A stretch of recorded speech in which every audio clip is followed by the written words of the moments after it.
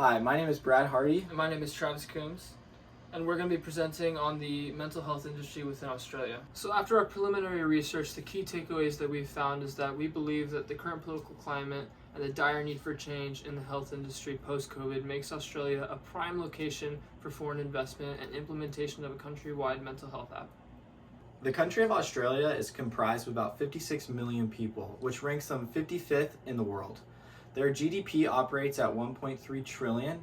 They have a GDP per capita at 51,812, both of those being US dollars, and a GNI per capita at 33,301. With that being said, this just solidifies that the government is healthy and can assist with foreign investments from a financial standpoint. The health industry, being the fifth largest industry within the country of Australia, really is a key factor in their economy.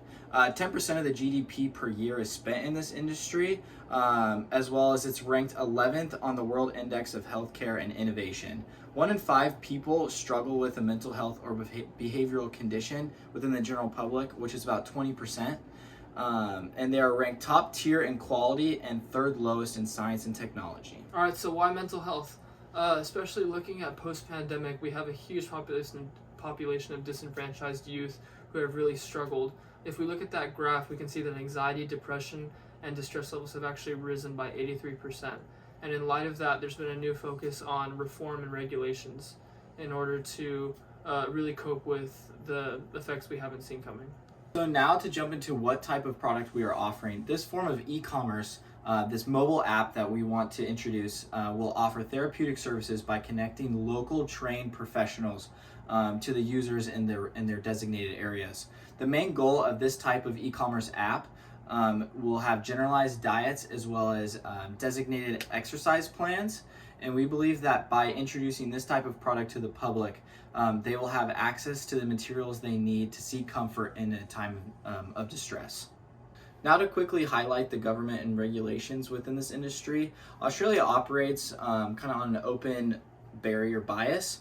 They are really friendly when it comes to foreign investments, as long as all types of these foreign investments abide and follow the detailed outlines in the Foreign Acquisitions and Takeovers Act from 1975. I'm going to touch back on the graph that Brad talked about a little bit earlier in our presentation, considering the World Index of Healthcare Innovation.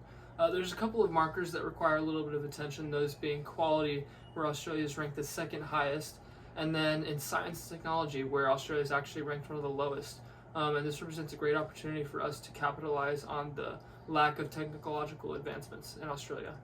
Next, I'd like to talk about our entry point into this industry.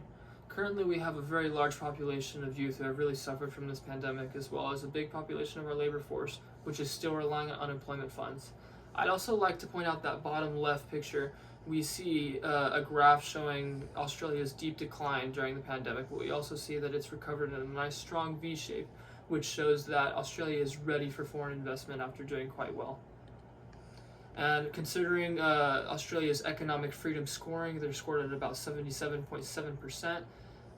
There's one marker that I'd like to specifically talk about, and that's that the open market section remains stable during this entire worldwide event, and it just shows that Australia is more than ready for foreign investment.